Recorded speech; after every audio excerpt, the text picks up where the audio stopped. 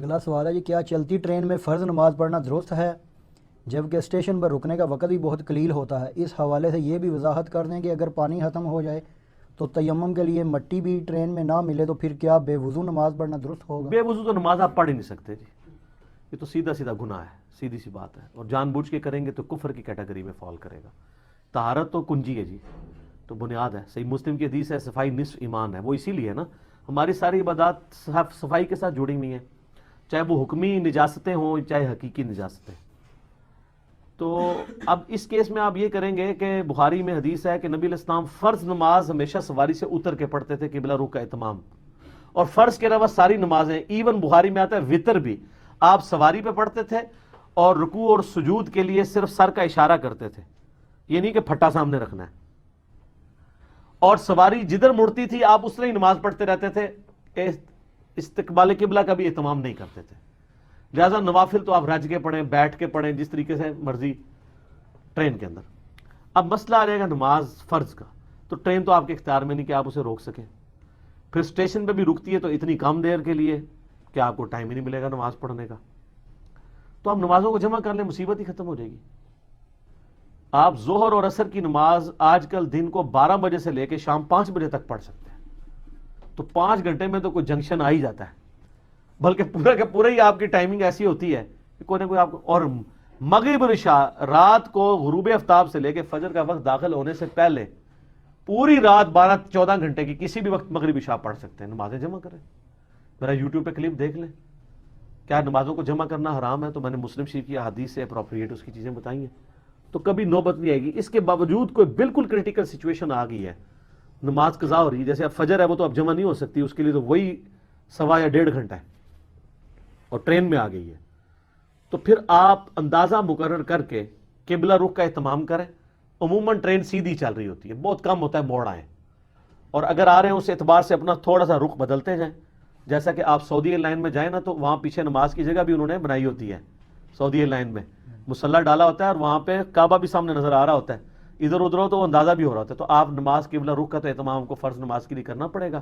سواری سے اترنا کوئی شرط نہیں ہے، اور قیام بھی کھڑا ہو کے کرنا ہوگا، ٹرین میں کوئی مشکل نہیں کھڑا ہونا۔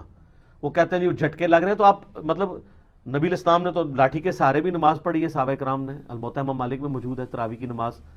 تو آپ کسی ایک دیوار کے ساتھ یا کسی ایک جو ہے وہ کونے میں ٹیک لگا کے کھڑے ہو جائیں، لیکن قیام آپ کو کھڑے ہو کے کرنا ہوگا، قیام بیٹھ کے کریں گے تو نماز نہیں ہوگی، الا یہ کہ آپ مریض ہوں، فرض نماز کا قیام تو آپ کو کرنا ہی پڑے گا۔ اب رہ گیا تیمم کا مسئلہ، تو آج کل تو ٹرینوں میں پانی ہوتا ہے وضو کے لیے، بلکہ یہ جو چائنا سے ڈبے آئے ہیں ان میں تو وضو خانے باقاعدہ بنے ہوئے ہیں، ٹوائلٹس بھی بنے ہوئے ہیں، تو مسئلہ کوئی نہیں ہوتا وضو کا۔ اگر پانی ویسے ختم ہوتا نہیں ہے، اگر بالفرض ختم ہو ہی گیا ہے اور آپ کو شک ہے ختم ہو جاتا ہے، تو پاکستان میں تو آپ کو مسئلہ نہیں ہوگا۔ ہماری پاکستانی ٹرینوں کی دیواروں پہ اتنی دھول لگی ہوتی ہے کہ آپ اس کے اوپر ایک بار یوں کریں تو قرآن میں جو تیمم کا طریقہ آیا نا سورۃ المائدہ میں، ایک بار یوں کر کے چہرے پہ مل لیں، دوسری جگہ کر کے آپ یوں کر لیں، تو یہ مٹی کو تھپنی نہیں ہوتی ہے ہاتھ کے اوپر، یہ نا ذہن میں رکھے گا کہ تھپڑیاں ہوتی ہے پوری صرف ہاتھ۔ اور اگر آپ یورپ اور امریکہ میں اور آپ کو ڈھونڈنے سے بھی مٹی نہ مل رہی ہو تو سر کوئی مسئلہ نہیں ہے، آپ مٹی کا ایک ڈھیلا اپنے بیگ میں رکھ کے ٹریول کیا کریں۔ ویسے تو اعلیٰ حضرت کا موقف ہے کہ ماربل زمین کی جنس سے ہے، ماربل جس کو پالش نہ کیا گیا ہو، بغیر پالش والا ماربل، اس سے بھی تیمم ہو سکتا ہے، لیکن یہ ان کا قیاس ہے، فقہ حنفی میں تو ہو جاتا ہے۔ لیکن قرآن میں چونکہ مٹی کا ذکر ہے تو آپ بجائے اس مصیبت میں پڑنے کے ایک چھوٹا سا مٹی کا ڈھیلا، اتنا سا انڈے کے سائز کا، یہ رکھ لیں اپنے ساتھ بیگ کے اندر، ایک شاپنگ بیگ کے اندر، اور اگر ایسی کوئی سچویشن آئے تو اس مٹی کے ڈھیلے کو بس اس طرح پیڑے کی طرح، اس کو یہ نہیں مٹی تھپنی نہیں ہے، بس یوں ہاتھ میں کریں، بس ہلکا سا گرد لگ گئی ہے، ایک دفعہ چہرے کا مسا ایک ہی دفعہ کرنا ہے، پھر دوبارہ کر کے تو دونوں ہاتھ کونیوں سمیت کرنا ہے، یہ بس نہ سر کا مسا ہے نہ پاؤں کا ہے۔ تو غسل کے قائم مقام تیمم کا بھی یہی طریقہ ہے، اور وضو کے قائم مقام تیمم کا بھی یہی طریقہ ہے، وہ آپ کی نیت کے اوپر ڈیپینڈ ہے۔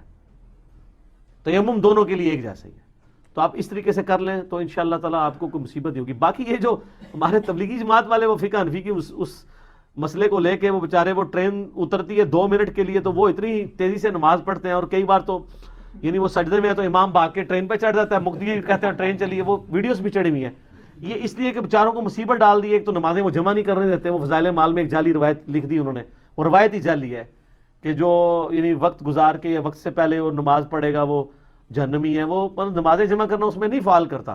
تو میں نے اس کا جواب دیا, یوٹیوب پہ میرا کلپ ضرور دیکھیں, نمازوں کو جمع کرنا حرام سوالیہ نشان. نمازیں جمع کریں تو تبلیغی جماعت کو بھی اس عذاب سے نہ گزرنا پڑے. تو وہ اس لیے اتر کے پڑھ رہے ہوتے ہیں, وہ ٹرین کے اندر پڑھنا نہیں چاہتے.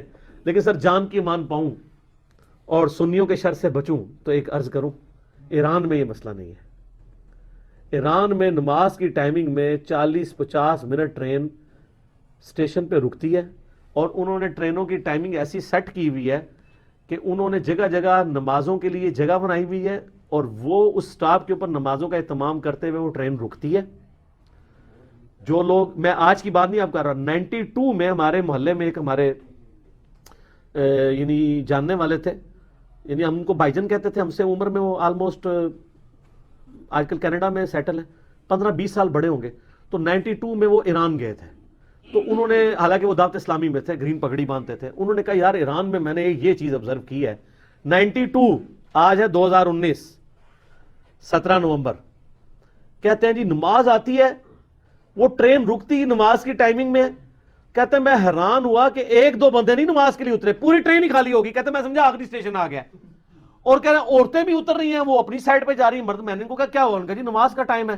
بڑے بڑے پریئر ہالز, وضو خانے, استنجا خانے بنے ہوئے ہیں. تسلی سے انہوں نے نماز پڑھی, 35-40 منٹ ٹرین رکی, پھر ٹرین میں آ کے لوگ بیٹھے, پھر ٹرین چلی. تو وہ کہتے ہیں مجھے بعد میں پتا چلا کہ وہاں پہ یہ اہتمام ہوتا ہے نمازوں کے لیے. تو سر یہ سعودیہ میں نے اہتمام دیکھا ہے. سعودیہ میں بھی چونکہ نمازیں جمع کرنا وہاں پہ فقہ حنفی تو نہیں ہے نا, وہ کوئی حرام نہیں ہے. پاکستان میں حرام ہے نمازیں جمع کرنا. ہاں بخاری مسلم میں بھی حلال ہے, ترمذی میں بھی حلال ہے, کیونکہ کتابوں کا دین اور ہے اور بابوں کا دین اور. تو ہم نے حرمین کافی دفعہ حاضری نصیب ہوئی ہے. تو وہ ڈرائیور اناؤنسمنٹ کر دیتے ہیں, ہم وہاں سے چلے 12:30 بجے مدینہ شریف کے لیے.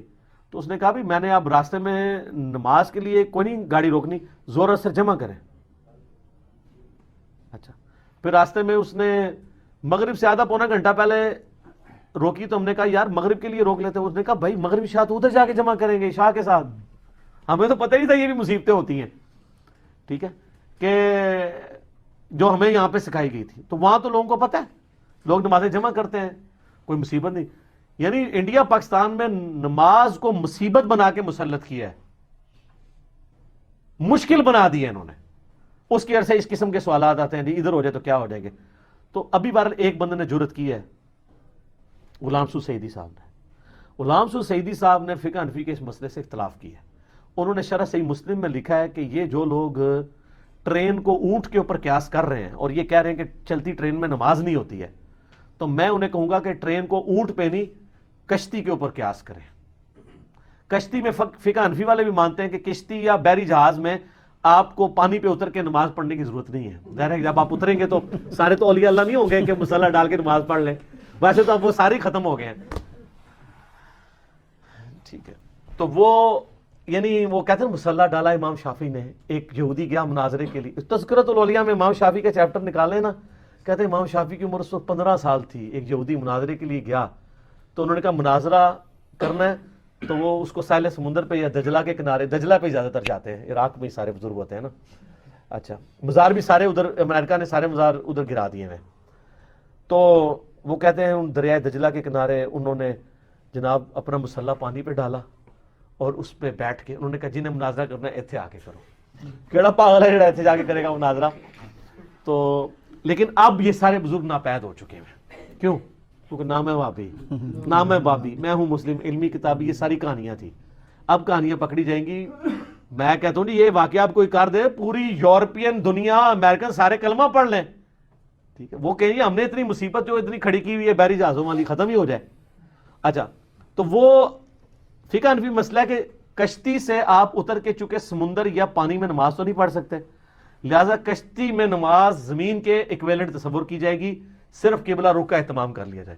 تو غلام سعود سعیدی صاحب نے کہا ہے کہ ٹرین بھی چونکہ ہمارے اختیار میں نہیں ہوتی, اس کا ڈرائیور ہم پہ ڈیپینڈنٹ نہیں ہوتا, ہم کار ہو تو روک لینا, لیکن ٹرین جو ہے وہ تو چل رہی ہے گورنمنٹ کی ٹائمنگ کے اوپر, ویسے تو گورنمنٹ کا کام ہے کرے, لیکن ٹرین بعض کا سیکیورٹی کی وجہ سے بھی نہیں روکتے, کسی بیابان جگہ پہ روک لیں تو ہوتا ہے مسلمان اسلامی بھائی وہاں پہ چڑھ دیں اور اسلامی بہنوں کا زیور اتروا لیں اور اسلامی بھائیوں کے وہ موبائل چھین لیں.